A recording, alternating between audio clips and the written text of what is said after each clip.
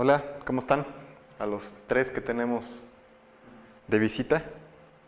Si tienen alguna duda del material de esta semana, que ya estábamos en las gramáticas libres de contexto y un poquito más adelante, pónganla. La vez pasada preguntaron sobre el lema de bombeo, así que, pues atendiendo a la pregunta, hice nada más un par de diapositivas para que les quede claro esto, ¿no? Esto ya fue un tema que tiene varias semanas, pero bueno, lo vamos a poner acá para que les quede claro de una vez por todas qué es el lema del bombeo y qué tiene que ver con las expresiones regulares. Entonces, a ver, les doy lema de bombeo.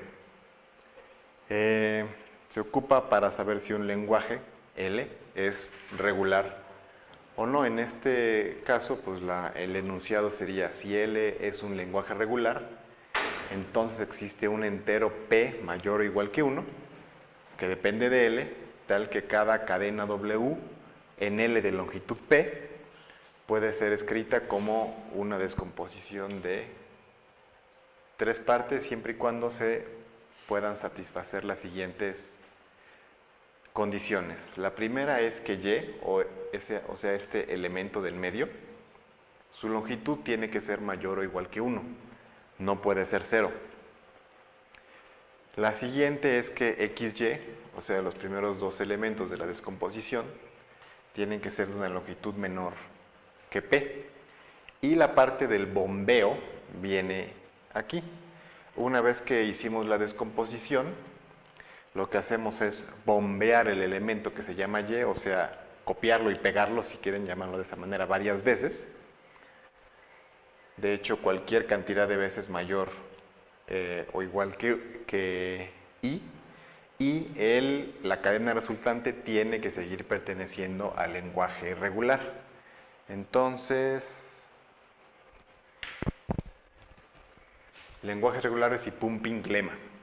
Si L es regular, entonces satisface al lema del bombeo.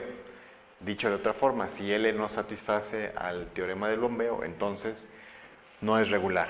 Entonces, ¿cómo le hacemos para saber si un lenguaje es regular o no? Tomamos una cadena que pertenezca a ese lenguaje, la intentamos descomponer en X, Y, Z, como vimos hacer ahorita, hacemos un ejemplo,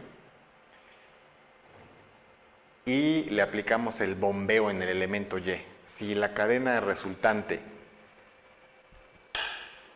después de bombearlo y veces, sigue estando en el lenguaje, entonces el lenguaje es regular. Entonces, bueno, vamos a poner aquí el ejemplo, si tenemos espacio, si tenemos espacio. Vamos a poner el lenguaje, ¿dónde está otro color?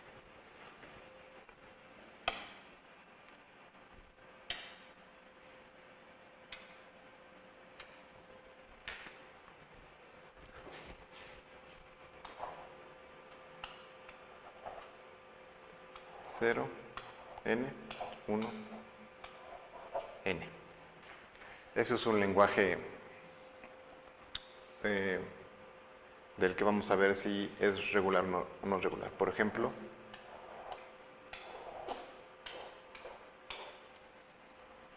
es la misma cantidad de ceros, una cantidad de ceros seguida de la misma cantidad de unos. Entonces, ¿cómo lo hacemos para saber si este lenguaje es regular? Aquí no hay tanto así como que un procedimiento, no es un poquito de creatividad. Tenemos que dividirlo en 3 partes, ¿no? Entonces, ¿cuál podría ser una posibilidad? Vamos a pensar en el caso 1. Y, o sea, este de aquí en medio, está aquí. Tenemos algo acá, tenemos 0 y tenemos algo acá. Este es el primer caso.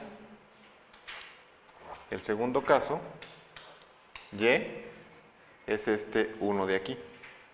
Entonces tenemos aquí alguna cosa y aquí tenemos el 1, ¿no? Y el tercer caso, ¿cuál podría ser? Que Y es igual a 0 y 1, ¿no? O sea, tenemos cosas aquí. Y es igual a 0 y 1. Esas son las tres posibilidades, ¿no? En este caso, se cumple que y, o sea, la longitud de y es mayor o igual que 1. Se cumple, se cumple, se cumple. XY tiene que ser menor que P. En este caso, P podremos considerar que sea esta longitud, si sí es 1, esta longitud si es 3. Entonces también se cumple. Lo que sigue es aplicar el teorema del bombeo y ver si la expresión, si esta cadena sigue perteneciendo al lenguaje. En este caso, con cualquiera de estos estamos mirando el caso en el que i es igual a 1. Vamos a pensar en el caso en el que i... ¿Aquí todavía se pinta? En el que i es igual a 2. ¿Cómo quedaría? Tendríamos x, que es 0, 0, esta parte de aquí. Después tendríamos y bombeado, por llamarlo de alguna manera. Entonces tenemos otros ceros, dos ceros, y luego tenemos 1, 1, 1. Si miramos este lenguaje, esta palabra, nos damos cuenta de que tiene 4 ceros y 3 1. Entonces ya está fuera de este lenguaje.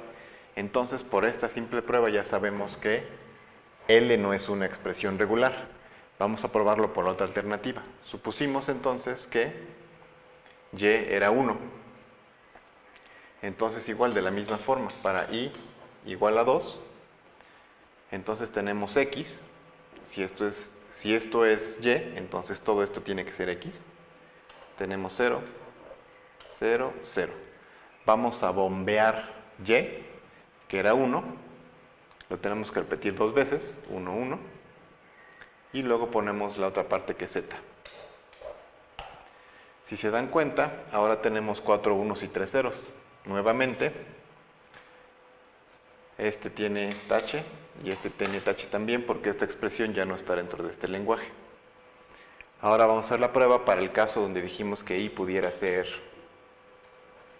0, 1, o sea, esta parte de aquí en medio. Entonces, en este caso, x es 0, 0. Esto es y. Vamos a bombearlo, o sea, lo vamos a poner dos veces. 0, 1 una vez, 0, 1 otra vez. Y después vamos a poner z, que es este. Y nuevamente, aunque tenemos el mismo número de ceros que de unos, en este caso sigue sin estar dentro del lenguaje, porque no están en el orden que hace falta, ¿no? Primero tienen que estar los ceros y luego tienen que estar los unos. Entonces aquí ya probamos 3 veces que esto no pertenece, este lenguaje no es un lenguaje regular. Con cualquiera de estas pruebas hubiera bastado, pero bueno, hicimos las 3. Entonces no. Ahora de este lado ponemos uno que, si por ejemplo si tenemos el lenguaje 0, 1. Esto es, por ejemplo, un 0 seguido de alguna cantidad de unos, ¿no? Entonces aquí otra vez podemos pensar. Voy a decir que x es 0, y es 1, o sea, esto es x, esto es y esto de aquí pues va a ser z, ¿no? Z es igual a 1, 1, 1. Entonces ahora este es para el caso de i igual a 1. En este caso tenemos y, lo repetimos una vez, entonces es y igual a 1. Entonces si hacemos el caso i igual a 2, vamos a escribirlo. Escribimos x, 0. Escribimos y dos veces. Aquí está, y luego escribimos el resto de la cadena, que son 3 unos. Entonces esto es x, esto es y, cuando i es igual a 2, y esto es Z. Entonces, si miramos esta palabra, 0, 1, 1 sigue estando dentro del lenguaje. Entonces, con esa prueba,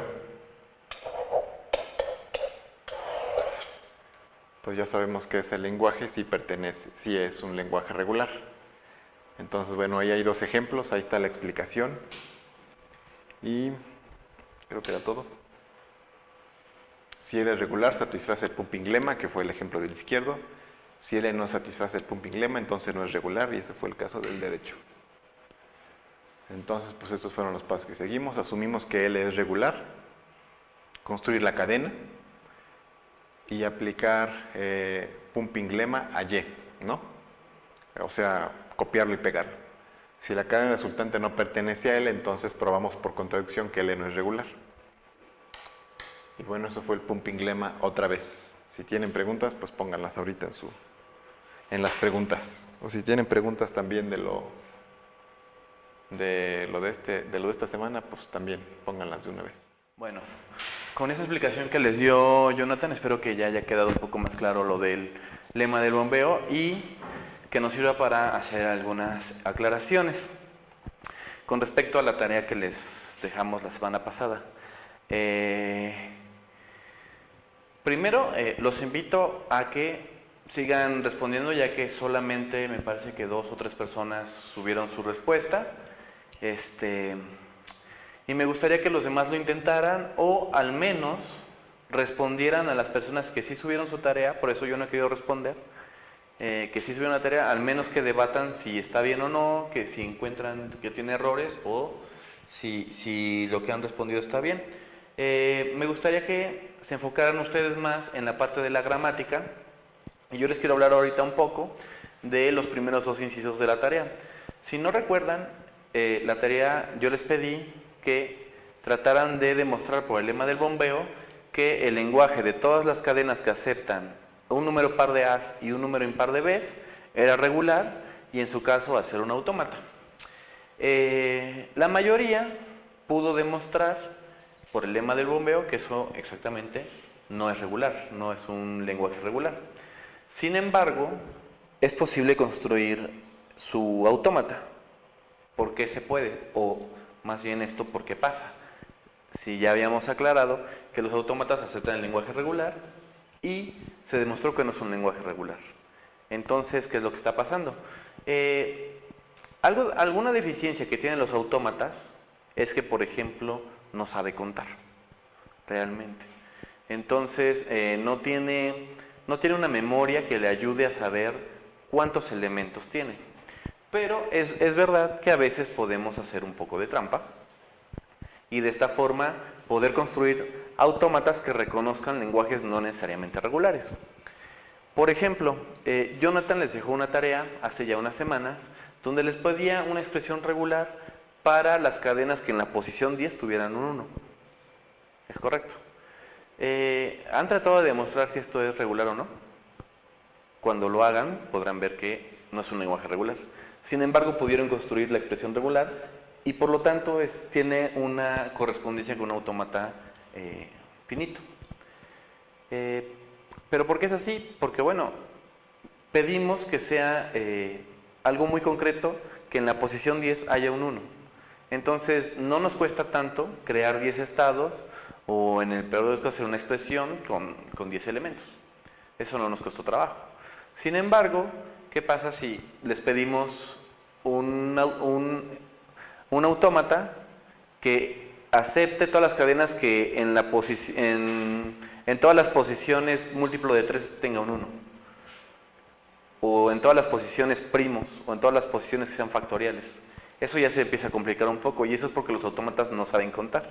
Nosotros a mano hacemos que cuenten, que es diferente. Y esto pasa con el problema que les dejé ahora, que es decir, nosotros podemos llevar la cuenta, nosotros, el autómata no, podemos llevar la cuenta de cuántas A's llevamos y cuántas B's llevamos. Pues sí, nosotros sí.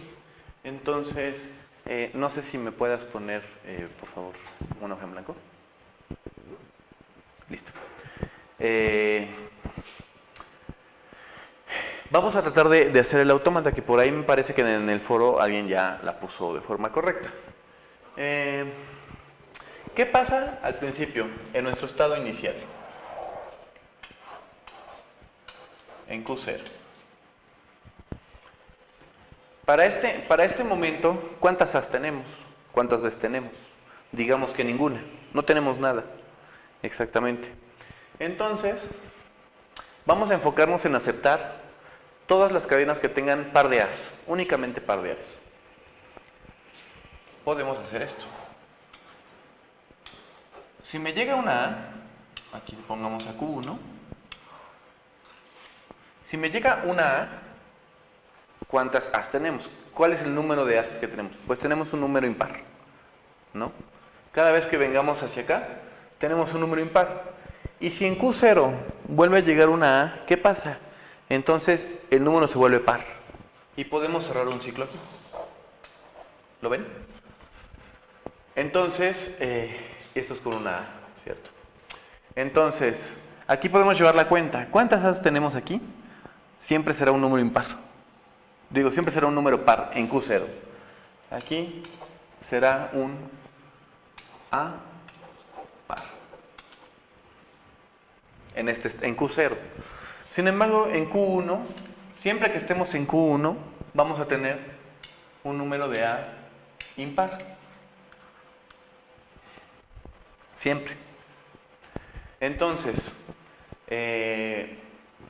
si únicamente nosotros queremos el autómata que acepte un número par de As, simplemente basta con poner aquí las transiciones en B, ya que B no nos interesaría en este caso.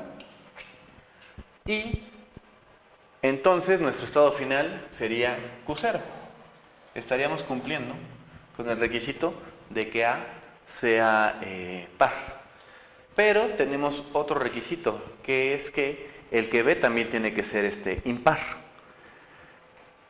Y así como lo tenemos no nos funciona, ya que de esta forma no tenemos un control de qué está pasando con B. No sabemos cuántas veces se iteraron en cada estado. Entonces tenemos que hacer algo parecido de lo que hicimos en este autómata, pero para B. Entonces vamos a borrar las transiciones.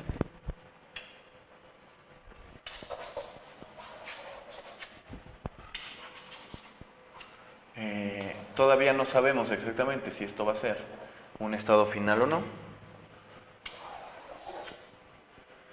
Así que ahora hagamos algo parecido, pero con B.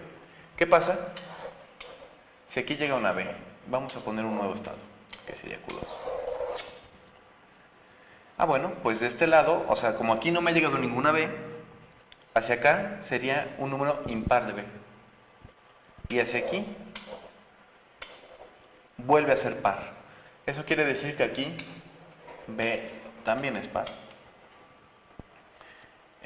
Y aquí, como cada vez que estemos en este estado recordemos que A es par, entonces aquí también A es par en Q2.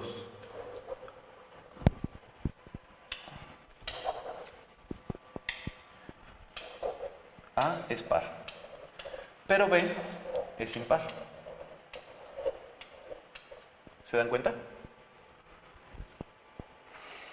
Pero bueno, también Q2 puede recibir, estando en Q2 podemos recibir As, ¿no? Entonces tenemos que saber, seguir contando si A es par o no. Eso es importante. ¿Vale? Entonces en Q3, ¿qué pasa si llegamos a Q3?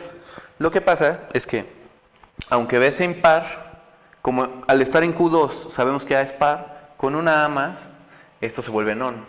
Entonces aquí tenemos A impar, pero B se mantiene impar. ¿Ok? Y bueno, lo que queda es saber qué pasa si en Q1 o en Q3 llega una B. Bueno, pues es fácil ya notar el patrón, ya que tenemos todo lo demás construido. Entonces, dado que en Q1 estamos cuando A es impar, y en Q3 estamos cuando B es impar, con una B que llegue de más, B se vuelve par. Entonces, aquí podemos llevar el control de las A's y las B's si son pares o impares, y de esta forma simplemente basta seleccionar la combinación que queremos. Para la tarea que les dejé, si recuerdan, yo quería un número par de A's y un número impar de B's, que sería esta configuración. Es decir, el estado final va a ser Q2, ¿cierto? Si yo les cambio el estado final, que eso por cierto viene en uno de los quiz que están en el sitio, entonces lo único que al cambiar los estados finales aquí, lo que me dice es que va a cambiar la paridad que quiero de A y de B. Es decir, si yo también selecciono Q1, por ejemplo, entonces, aparte de Q2, entonces voy a aceptar todas las cadenas que tengan A par y B impar, y también las cadenas que sean A impar y B par. ¿Ven la diferencia? ¿Ven el patrón que sigue este autómata? Pero eso es porque nosotros lo obligamos a contar porque son pocas configuraciones y podemos hacerlo a mano. Sin embargo, no podemos hacer esto para un lenguaje infinito, y a pesar de que este lenguaje no es regular, pudimos construir su autómata. Entonces, espero que les haya quedado un poco claro esto. Y por favor, si tienen dudas tanto de lo que les explicó Jonah como de lo que les acabo de explicar ahora, por favor pónganlo en el comentario antes de seguir con el siguiente tema. Entonces, no sé si puedes poner los comentarios. Bueno, Arturo pregunta que si entonces puedo utilizar este autómata y pedir A's impares y B pares, y entonces Q3 sería el estado final. ¿Puedes mover esto, por favor?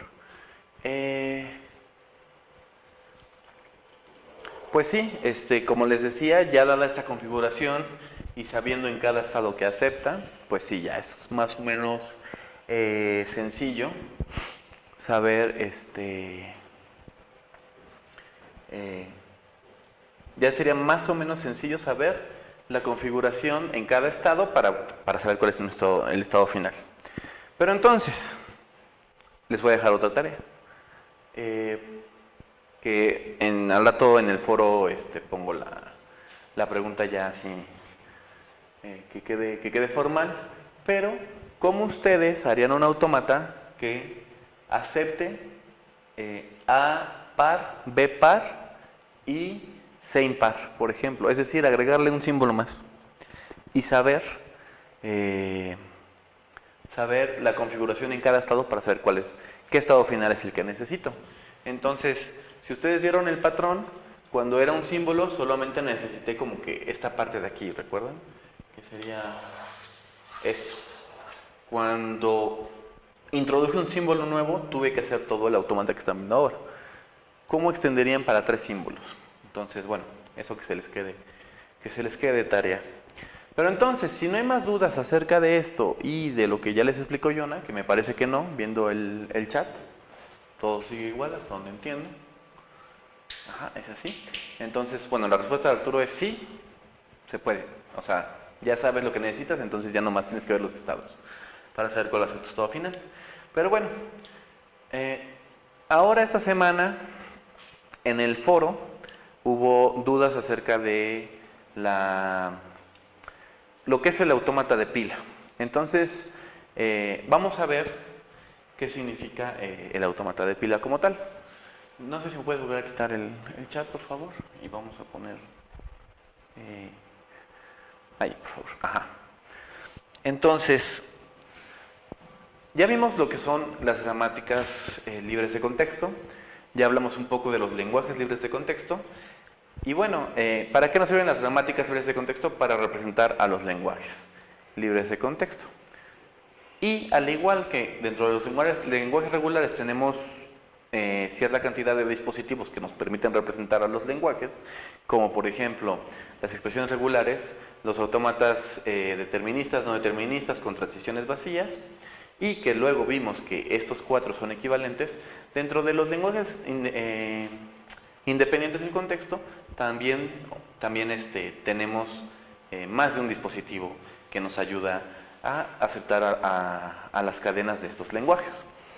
Ya vimos que una son las gramáticas, pero también tenemos el autómata de pila, el autómata determinista con una pila.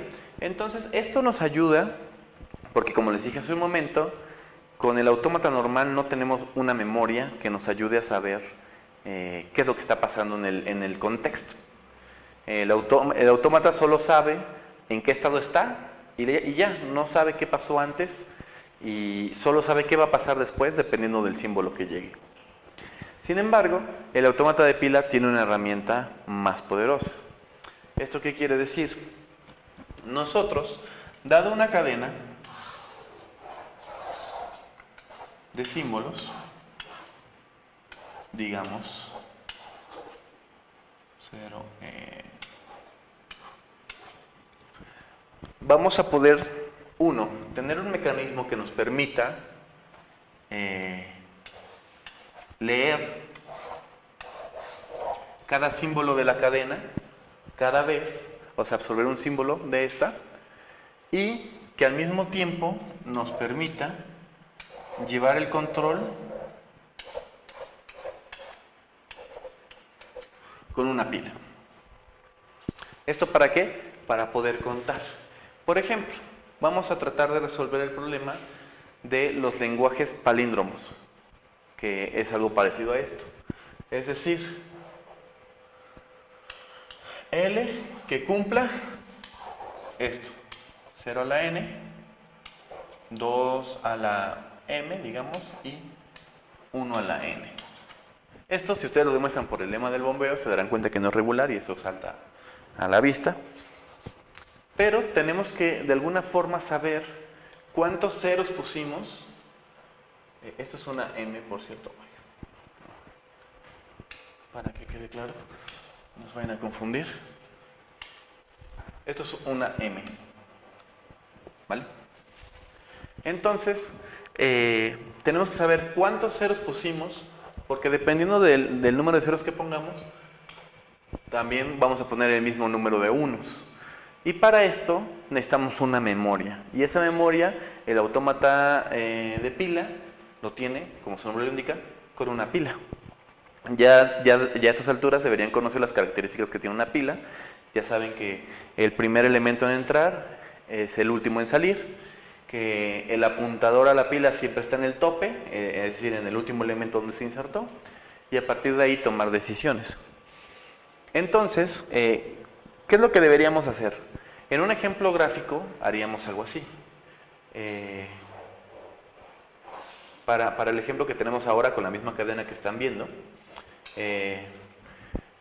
la pila debe tener un símbolo que indique que está vacía o no.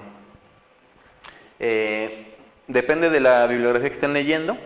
Muchos ponen símbolos diferentes. En la del libro que les recomendamos nosotros, que es el de Hopproth, utiliza Z0 como el símbolo de la pila vacía. Y a partir de ahí podemos seguir trabajando. Entonces, ¿qué pasa? ¿Cómo lo haríamos manual? Si nosotros leemos este 0, podemos absorber este símbolo y meter el mismo símbolo a la pila. ¿Correcto? Luego, leería nuestro, digamos, este mecanismo que tenemos dejaría de apuntar al primer símbolo y se iría al segundo. Y de nuevo ingresaríamos el 0 en la pila.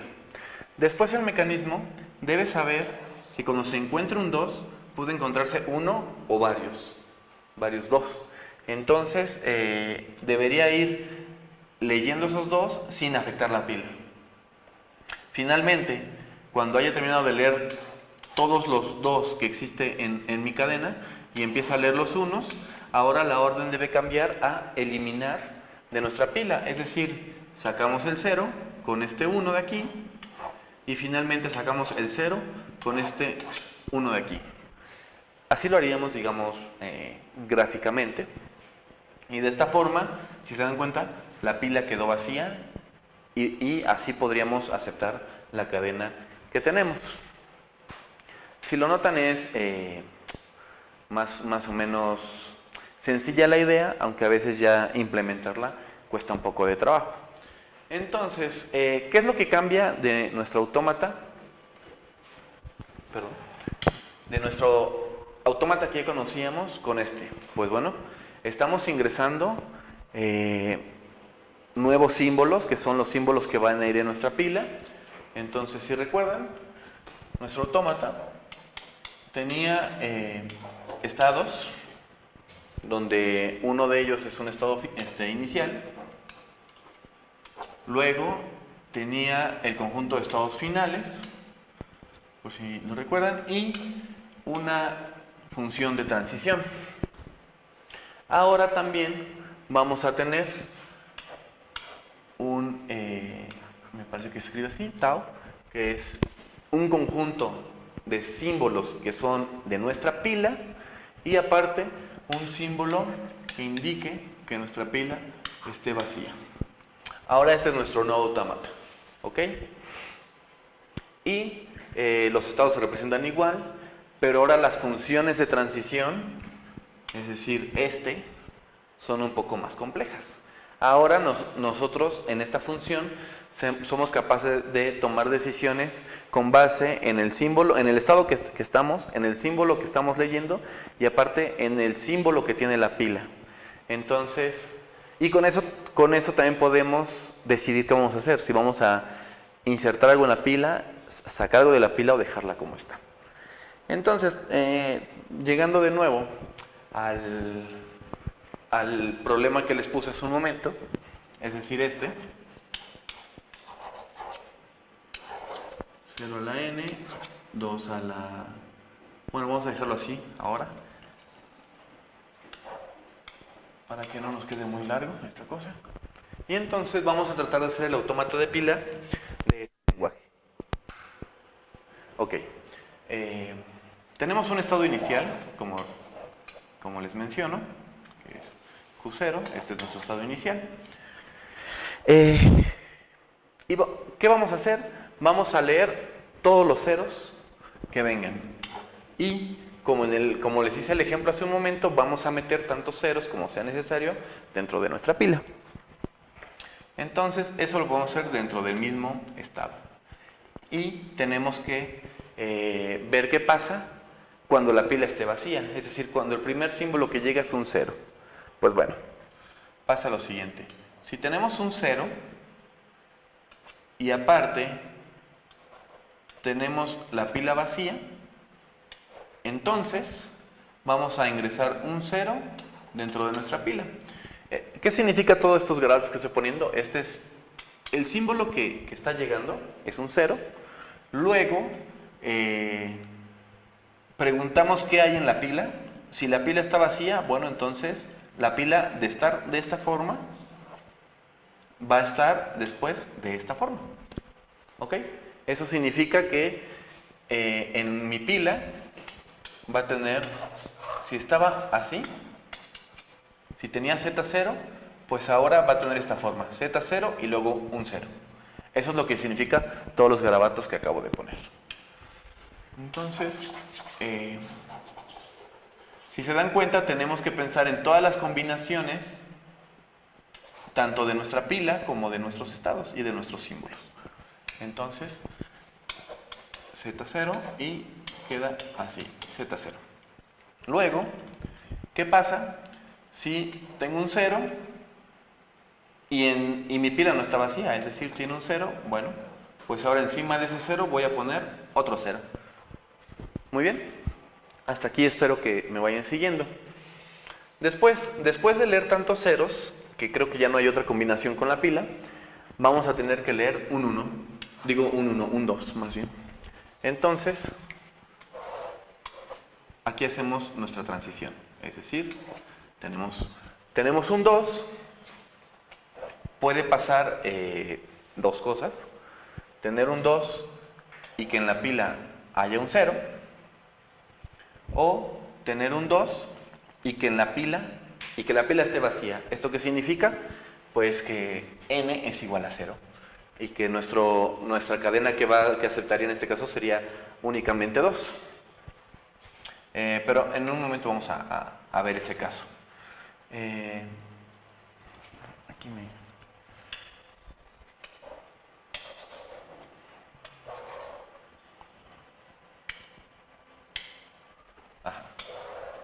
tenemos, ¿qué pasa si tenemos un 2 y en la pila hay un 0? Pues bueno, no pasa nada, se queda igual, es decir, mi pila no la voy a tocar. ¿Ok? Y ahora me voy al nuevo estado, donde aquí lo que voy a hacer es verificar si tengo exactamente n números unos que son los mismos que n números ceros. Es decir, si tengo un 1 y en mi pila hay un 0, bueno, este es el símbolo de vacío, con eso represento que voy a quitar un símbolo de la pila. Y entonces tengo un número 1, en mi pila tengo un 0, entonces lo quito y así voy a hacer cada vez hasta que me quede con la cadena vacía. ¿Esto qué significa? Que con vacío me voy a Q2 si es que tengo la cadena vacía y no le hago nada. Bueno, y se queda igual, perdón. Entonces, de esta forma está construido nuestro autómata de pila. Bueno, aquí también nos faltó que... ¿Qué pasa si tengo un 2? Y tengo Z0, entonces se queda igual. Z0, no le muevo nada. Y Q2 se vuelve mi estado final. Entonces, básicamente ese sería mi autómata. Como pueden ver ahora ya es un poco más complicado leerlo. Sin embargo, cuando ya nos acostumbramos a esta notación ya no es tan difícil. Así que, bueno, como pueden ver no es tan complicado y cabe recordarles que hay dos formas de que se acepten los lenguajes, más bien las cadenas dentro de un autómata. Cuando mi pila está vacía, es decir, cuando llegamos a algo así, o cuando estamos en un estado final. Es posible que vean autómatas que no tienen estados finales.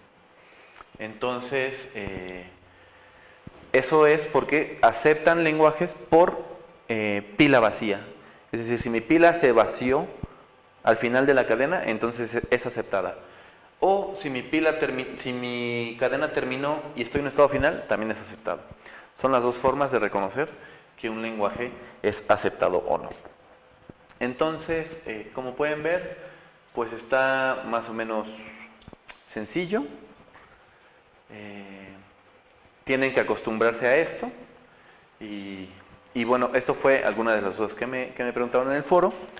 Entonces, no sé si hasta aquí hay alguna duda para poder hablar de lo siguiente o no.